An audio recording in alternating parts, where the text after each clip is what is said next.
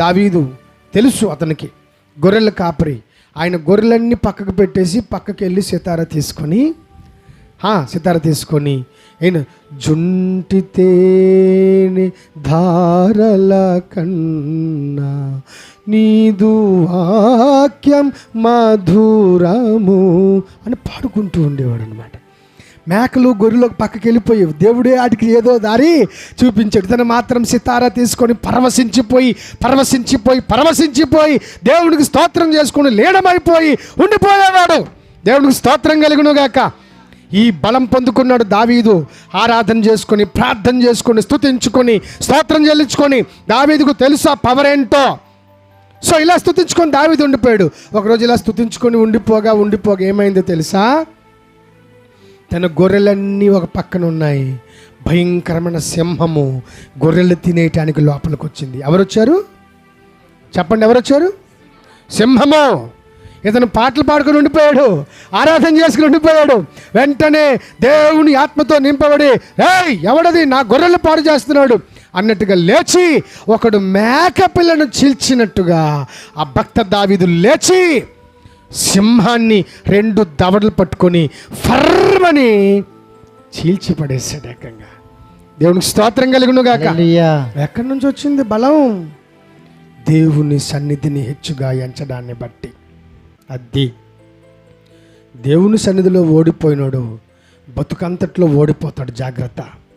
మోకాళ్ళ మీద ఓడిపోయినాడు జీవితం అంతట్లో ఓడిపోతాడు, జాగ్రత్త. మోకాళ్ళ జీవితంలో ఆసక్తి లేనివాడు కుతంత్రాల మీద ఆసక్తి పెట్టుకుంటాడు, జాగ్రత్త. మనసు మారిపోద్ది. దుర్మార్గాల వెంట మనసు వెంపర్లాడుతుంది, పరుగులాడుతుంది.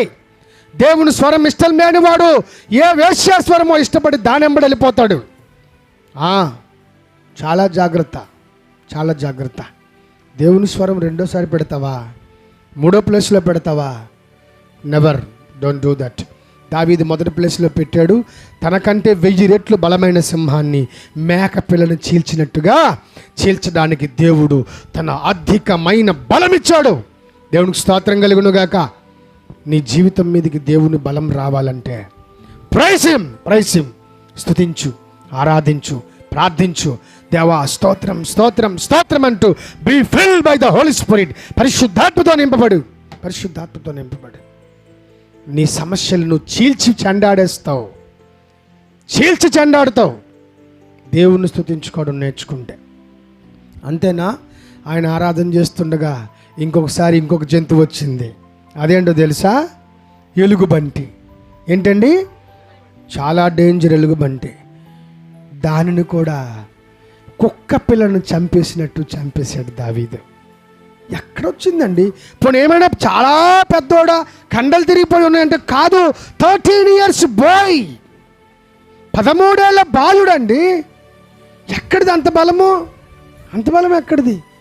No doubt he was fully anointed by the holy spirit. పరిశుద్ధాత్మ చేత అభిషేకించబడ్డాడు, బలం పొందుకున్నాడు, శక్తి పొందుకున్నాడు. ఎలుగుబంటి అనే ఆ జీవాన్ని, యానిమల్ని, క్రూర జంతువుని అత్యంత క్రూరంగా ఇతనే జంతువేమో అన్నట్టుగా పర్మనే చీల్చి పడేసి కుక్క పిల్లను చంపినట్టు చంపేశాడండి.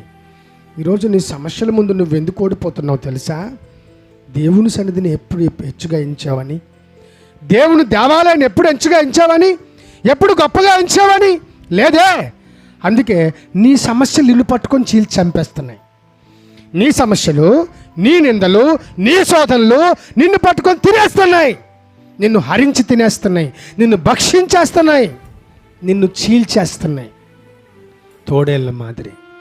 కారణం యెరూషలేము గొప్పతనం నీకు అర్థం కాలేదు.